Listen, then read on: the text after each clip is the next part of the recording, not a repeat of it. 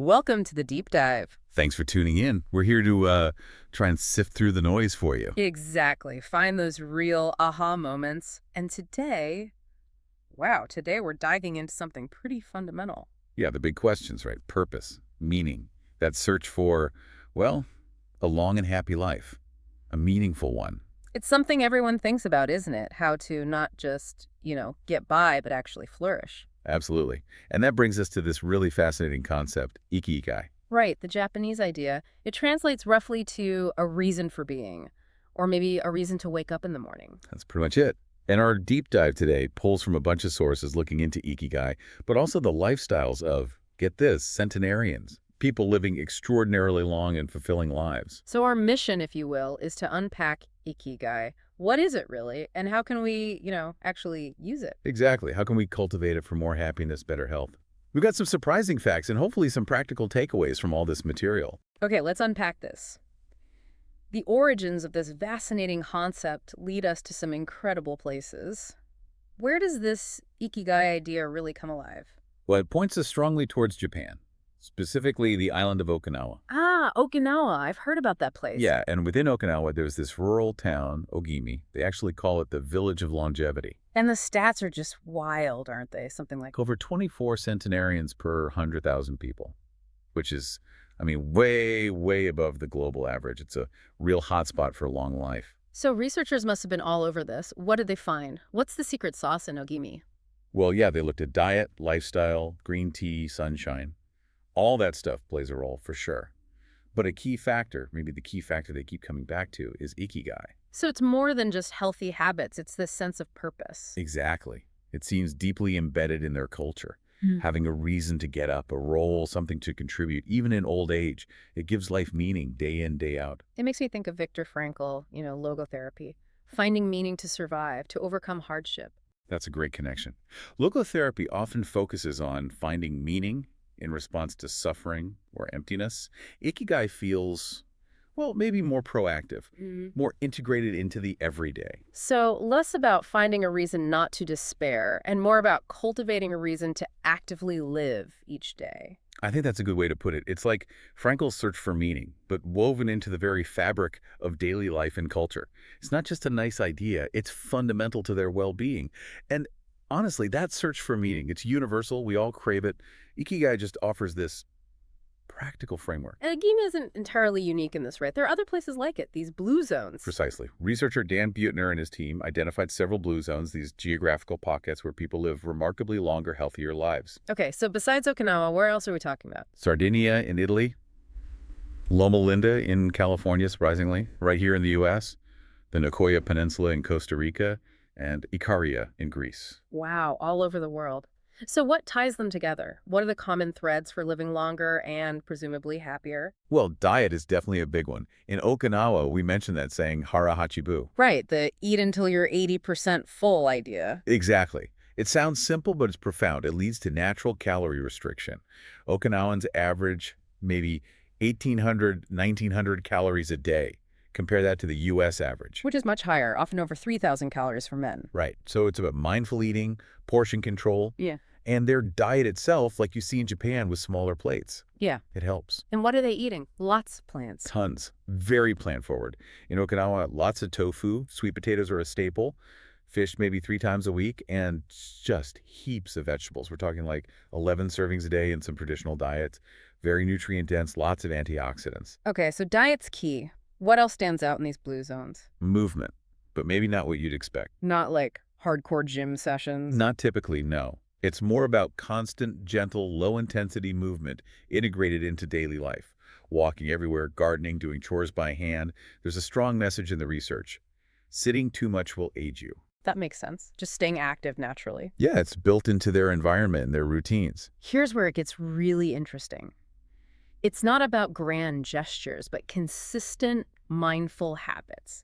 Like the Hara Hachibu rule, so simple, yet so profound. That's so true. And it really makes you wonder, doesn't it? How much is what we do versus how we do it?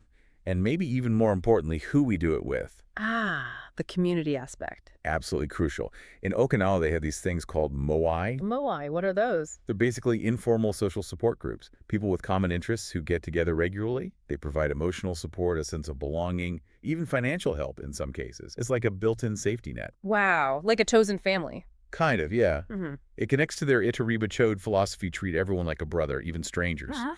These moai started historically out of necessity, like farmers pooling resources, but today they offer this incredibly strong social fabric. No one feels isolated. That social connection piece feels huge. It's not just about physical health, but emotional and social well-being driving that longevity. Exactly.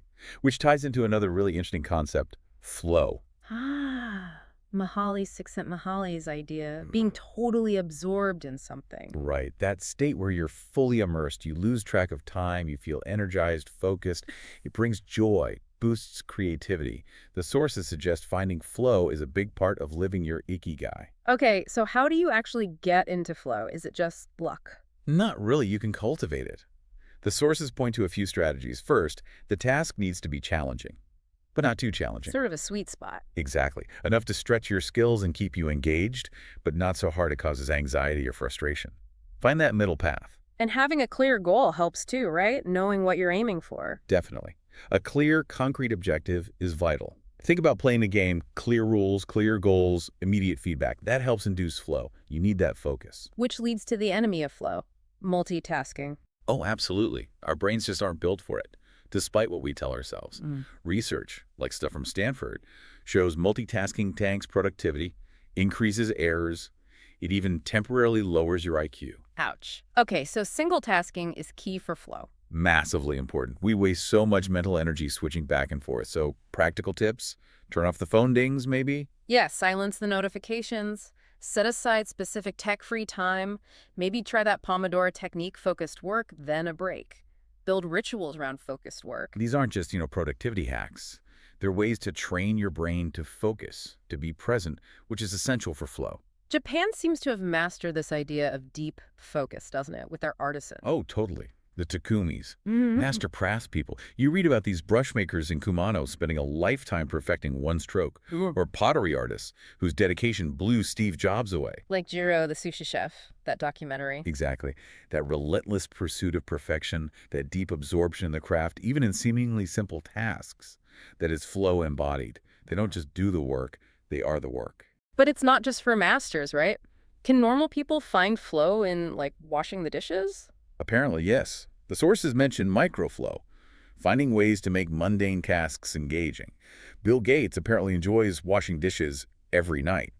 Richard Feynman, the physicist, found flow in painting walls. Huh. So it's about bringing mindfulness and maybe a bit of challenge to everyday things. Pretty much. Add a layer of complexity, focus on the process. It connects to this whole mind-body thing and stress reduction, too. How so? Well, being deeply engaged, being in flow, it counters stress. And we know chronic stress is terrible for us. It literally ages our cells faster by messing with our telomeres. Those protective caps on our DNA. Yep. So mindfulness, meditation, finding flow, these things help calm the mental noise, reduce that chronic stress, and potentially slow down cellular aging. An active, adaptable mind keeps you young. And sleep. We can't forget sleep. Oh, crucial. Getting that solid 7 to 9 hours, it's when your body produces melatonin. Which isn't just for making you sleepy. Not at all. It's a powerhouse antioxidant. Strengthens the immune system, helps fight cancer cells, potentially protects against Alzheimer's, heart disease.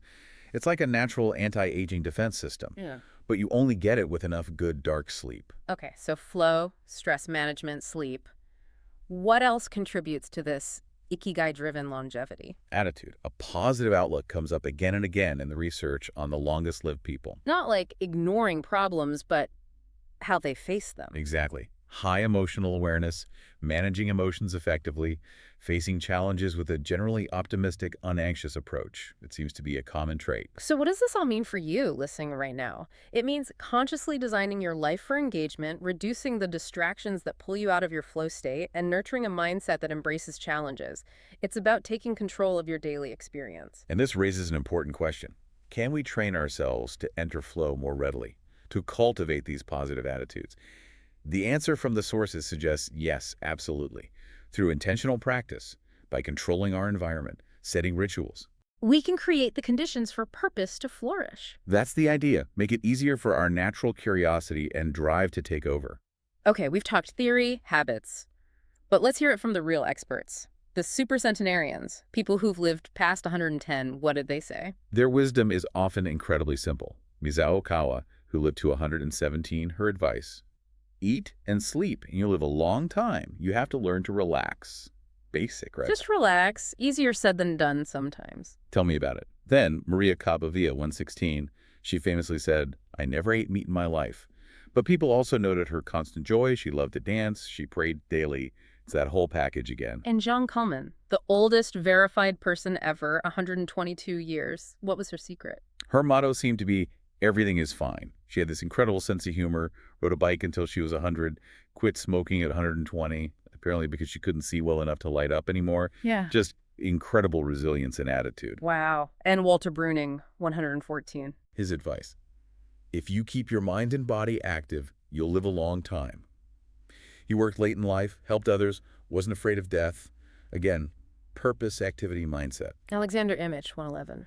His deadpan answer was apparently, I haven't died yet.